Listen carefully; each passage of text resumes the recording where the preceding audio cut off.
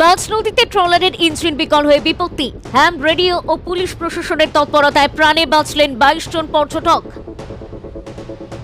মাছ নদীতে ট্রলারের ইঞ্জিন বিকল হয়ে গভীর সমুদ্রে ভেসে যাওয়ার মুখে পড়েছিলেন 22 জন পর্যটক।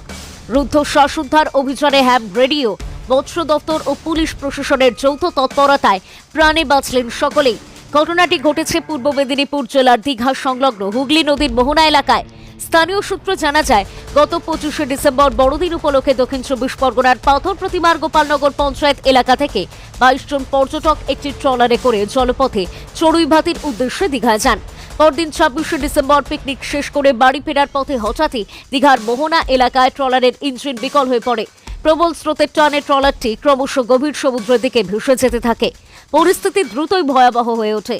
মোবাইল নেটওয়ার্ক বিচ্ছিন্ন হয়ে পড়ায় যোগাযোগ সম্পূর্ণ বন্ধ হয়ে যায়।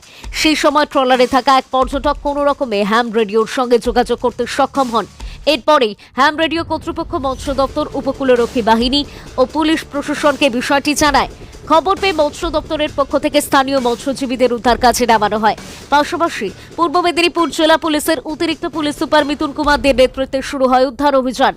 কয়েক ঘন্টার রুদ্ধশ্বাস প্রচেষ্টার পর অবশেষে 22 জন পর্যটক সহ ট্রলারটিকে নিরাপদে উদ্ধার করা সম্ভব হয়। এ বিষয়ে অতিরিক্ত পুলিশ সুপার মিথুন কুমার দে জানান, উদ্ধার হওয়া সকল পর্যটককে শারীরিক পরীক্ষার জন্য হাসপাতালে পাঠানো হয়েছে। তারা সবাই সুস্থ রয়েছেন। ট্রলারের যান্ত্রিক ত্রুটি সারিয়ে পর্যটকদের পাথর প্রতিমার উদ্দেশ্যে পাঠানোর ব্যবস্থা করা হবে। হ্যাম রেডিও ও প্রশাসনের দ্রুত উদ্যোগেই বড় দুর্ঘটনার হাত থেকে রক্ষা পেলেন 22 জন পর্যটক। দক্ষিণ 24 পরগনা থেকে গোপাল শীলের রিপোর্ট, ডিএন নিউজ বাংলা। নাম বলুন, স্যারকে নাম বলুন। আমরা পুলিশের লোক, কিছু অসুবিধা নেই। হ্যাঁ, কি হয়েছিল আপনাদের, কি হয়েছিল? আচ্ছা, ঠিক আছে ঠিক আছে। আচ্ছা, ওনার নাম পূর্ণেন্দু জানা। আপনি ছিলেন? হ্যাঁ, এই লঞ্চে ছিলেন? সাহেবকে বলো কি হয়েছিল, আপনার নাম বলুন। আমার নাম গৌরাঙ্গ দাস। হুম আর আমি এসেছি পাথর প্রতিমা থেকে।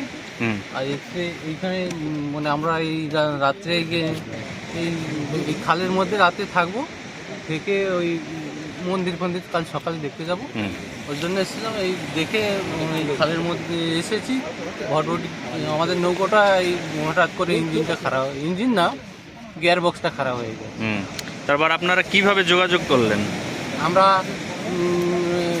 এক দুজন বোটকে বলেছিলাম, ওরা রেসপন্স করেনি, চলে এসছে। তারপরে আপনার এই হেল্পলাইন নম্বর দিয়ে ফোন করি। কি আপনারা এরকম সুবিধা পেয়ে খুশি?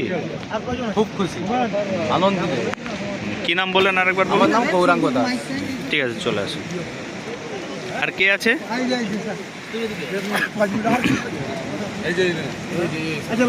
কি নাম ভাই? স্যার, আমার নাম গোবিন্দ প্রসাদ। আমি এসছি পাথর প্রতিমা থেকে।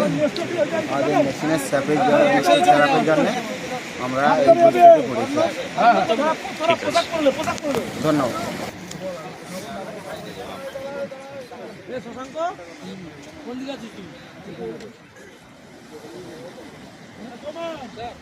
করতে চাইবো, অতি সম্প্রতি আমরা যে হেল্পলাইনটা নাম্বারটা যেটা লঞ্চ করেছিলাম, সেটা that has turn to B life saving. 23 জনের একটা টিম পাথর প্রতিমা থেকে, যেটুকু আমরা প্রাথমিকভাবে পেয়েছি, তারা তাদের কিছু যান্ত্রিক প্রযুক্তিগত সমস্যার কারণে তারা একটা মোটরাইজ ট্রলার নিয়ে এসেছিলেন পিকনিক মোডে এবং ভ্রমণে, তাদের দীঘা আসার উদ্দেশ্য ছিল। তো ওরা আটকে পড়েন। তো তারপরে তারা কোথাও সোশ্যাল মিডিয়ায় এই নাম্বারটা came across with this number, তারা এখানে যখনই যোগাযোগ করেন, আমরা খুব প্রম্পটলি আমাদের টিম ইন্টারভিন করে। আমাদের ওখানকার ডিএসপি ডিএনটির নেতৃত্বে একটা রেস্কিউ অপারেশন চলে। সেখানে আমাদের যে সিভিল সাইডের এবং ডিএসডিএর যারা ট্রেন ড্রাইভার বা নুলিয়া ইত্যাদি যারা আছে, তাদের একটা সহযোগিতা ছিল, এবং মোটরাইজড যে আমাদের যেগুলো স্পিড বোট ইত্যাদি, এদের সহযোগিতায় আমরা প্রত্যেককে আমরা উদ্ধার করতে সক্ষম হয়েছি। তো এটার জন্য আমরা অবশ্যই যারা এখানে যারা মিডিয়ার বন্ধুগণ এবং যারা সোশ্যাল মিডিয়া ইনফ্লুয়েন্সার যারা এটাকে খুব বেশি করে ডিসিমিনেট করেছেন, তারাও একইভাবে তাদেরকে আমরা থ্যাঙ্কস দেবো। কারণ এতগুলো প্রাণ মানে সকলের মিলিত অবদানে হয়তো বাঁচানো গেল। Thank you, thanks to all.